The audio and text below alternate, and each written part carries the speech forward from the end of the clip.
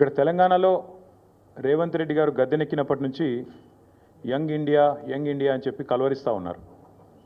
అసలు ఈ young India వెనకాల ఉన్న కథ ఏందో నిన్న ఈడీ కేసు, ఈడీ ఛార్జ్షీటు చాలా వివరంగా చెప్పింది.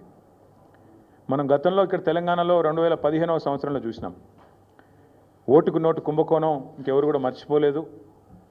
అప్పటి నుంచి రేవంత్ రెడ్డి గారికి బ్యాగ్ మ్యాన్ అనే పేరు కూడా కొత్తగా, అంటే bat man, super man, spider man లాగా బ్యాగ్ మ్యాన్ అనే మంచి పేరు కూడా తెలంగాణలో చాలామంది పిల్లలు పెట్టుకున్నారు. అదేమో ఓటుకు నోటు కుంభకోణం, ఇదేమో సీటుకు రూటు కుంభకోణం. ఇదేదో ఊరికే అనట్లేదు సీటుకు రూటు కుంభకోణం అని. స్పష్టంగా రేవంత్ రెడ్డి గారి గురించి నేను చెప్పడం కాదు, ఈరోజు మంత్రిగా ఉన్న కోమటిరెడ్డి వెంకటరెడ్డి గారే ఓపెన్గా బహిరంగంగా పత్రికా సమావేశంలోనే చెప్పినారు. ఈయన 50 కోట్లు పెట్టి పిసిసి అధ్యక్ష పదవి కొనుక్కున్నాడు అనే మాట ఆ రోజు స్వయంగా ఈనాటి మంత్రి, ఆనాటి ఎంపీ కోమటిరెడ్డి వెంకటరెడ్డి గారు చెప్పిన మాట.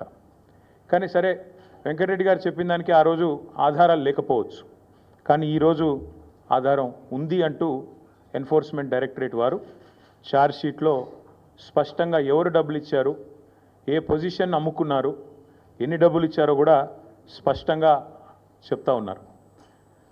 ముందేమో ఆనాడు పిసిసి కోసమేమో సూటుకు, ఆనాడు పిసిసి పదవి కోసం బ్రహ్మాండంగా ఆ రోజు డబ్బులు ఇచ్చి 50 కోట్లు ఇచ్చి తెచ్చుకున్నారని వాళ్ళ కాంగ్రెస్ నాయకులు చెప్పిన మాట.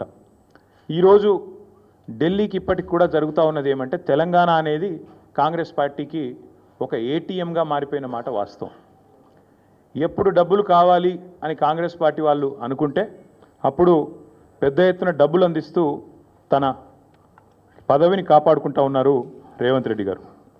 ఇవాళ ఓటుకు నోటు జరిగినప్పుడేమో రేవంత్ రెడ్డి గారు ఒక ఎమ్మెల్యే, కానీ ఈరోజు ఈ రాష్ట్రానికి ముఖ్యమంత్రి. కాబట్టి యావత్ దేశం పరువు, యావత్ దేశం ముందు తెలంగాణ పరువు ఇవాళ తీసి పరువు పోగొట్టి, నిజంగా తెలంగాణ ముఖ్యమంత్రి అంటే ఇట్లాంటి వ్యక్తి